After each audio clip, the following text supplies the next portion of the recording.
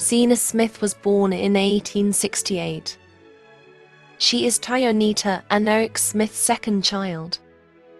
When Zena was just 3 years old, her cousin Callian had passed away.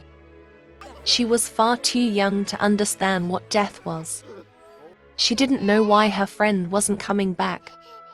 Her parents wanted to help her cope, so they decided to bring her around more children her age so she could make friends. That's when she met Dakota. They became friends right away. Their parents always scheduled play dates for them to play together. When they were a little older, they would play on their own. One day while they were playing, they met another boy named Liam.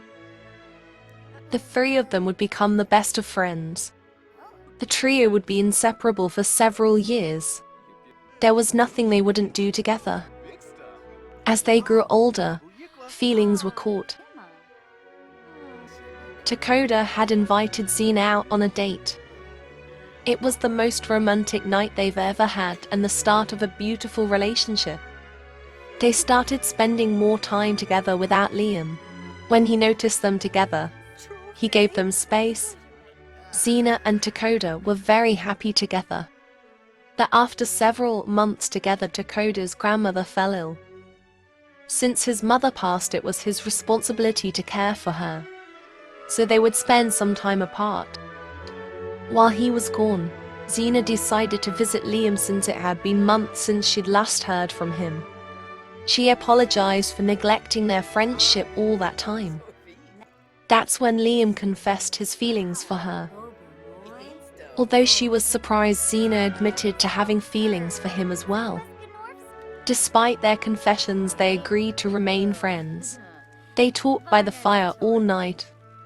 Things were like they used to be. But the more time they spent together, the harder it was to just be friends. It wasn't long before they took action. The two of them started seeing each other behind Dakota's back. Eventually, Dakota found out. He demanded an explanation from the both of them. Zena told him it wasn't Liam's fault because she made the move on him. She admitted to having feelings for both of them. Liam told her that she could only be with one, but she couldn't make that choice, so she ran home. There she cried in her room, ashamed in herself. No matter what she decided to do, she'd lose a friend or maybe both.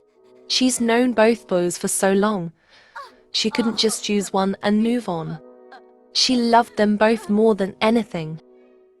Several weeks went by without the boys hearing from her. In that time, Dakota's grandmother passed and he decided to get a fresh start elsewhere. He wanted Zena to go with him, but when he came to her house, she was too ashamed to face him. She didn't realize she would never hear from him again after that. With Dakota gone, it was Liam who was left. She took that as a sign to be with him. But they wouldn't cross paths until years later. When she approached him, he refused to talk to her. He was upset that she didn't choose him and waited until now to do so. Zena told him it wasn't that easy. She cared deeply for both of them. But now she realized she truly wanted to be with him. Liam didn't know if he should believe her, but he gave her one more chance. Grateful, Zena promised to make things right. They started spending more time together and rekindled their love. It felt like they were teenagers again. In 1889, they were married. They stayed on Liam's family farm and started a family of their own. In 1890, Zena and Liam welcomed home a little girl. They named her Clementine. Even though Liam preferred a boy, she was his little angel. He would spoil her with love. In 1893, they had a son. His name was Wyatt. Zena had fallen in love with him. He was her favorite boy in the whole world.